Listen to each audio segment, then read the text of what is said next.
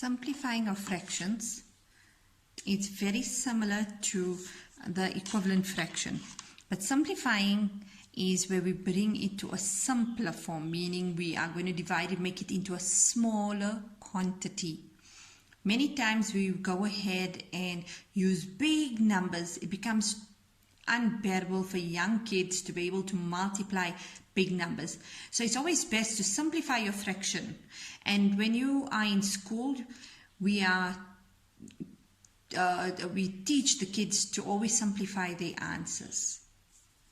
So how would I simplify 20 over 40? Now I'm telling you it is equal to 1 over 2.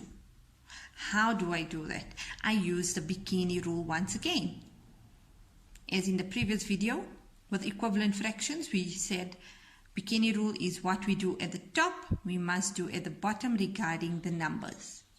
So 20 over 40, and even if I didn't know it's 1 over 2, how would I simplify it? I would find a factor or a number that could be divided into both my numerator and my denominator without a remainder. Very important.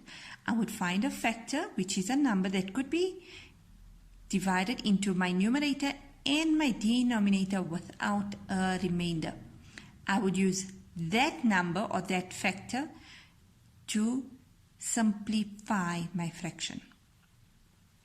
In this case, let's use a color pen. Oopsie. I will divide it by 20 and 20. So 20 goes into 21 times, 20 goes into 42 times. I am now left with 1 over 2. And that is the simplest form. It cannot be divided into anymore. Let's do one example that is a proper fraction. 25 over 50. Now again, a recap. Proper fraction is where the numerator is smaller than the denominator. So if I don't want to take it and divide it by 25, most adults, if you're watching this, you would see 25 can divide into both numbers without a remainder. If you're a kid and you're watching this and you would say 5, 5 can go into both. Let's go ahead and do 5 and see what happens. So 5 into 25 is 5. 5 into 50 is 10. Way to go, that's correct. But I could simplify this number further. What could go into both of those digits without a remainder? 5. Go ahead and simplify again. You may simplify as many times as you can up until the desired number is required. And in most instances, we always want to have it to its simplest form. That means the lowest two numbers, your numerator and your denominator, they should be in the lowest form that it cannot be divided again.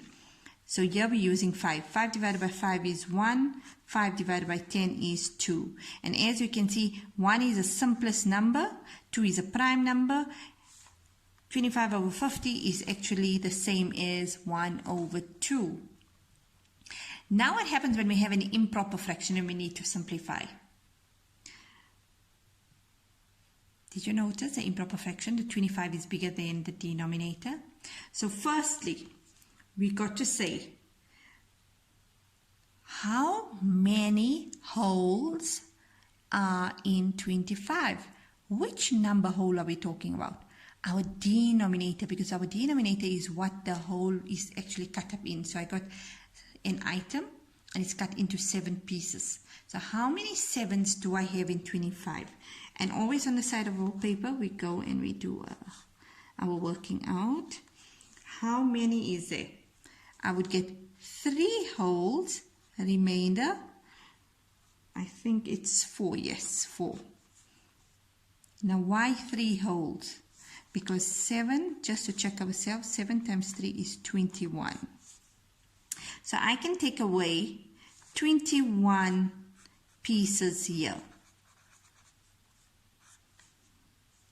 So what did I get? I got 3 wholes. You will write your answer. Let's carry on with black. 3 wholes. We're not done, and we are left with 21 take away 25. We go ahead and we carry on working out. 25 minus 21 is 4. And that's where we have our remainder 4. Can you see we are correct?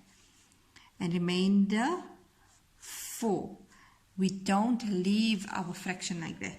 The remainder is always written from there. So it's 3 and 4 over 7. Which means I have 3 full chocolate bars. And I have another chocolate bar with 4 pieces left. It was cut into 7 and I have 4 pieces left. That is how you do that one.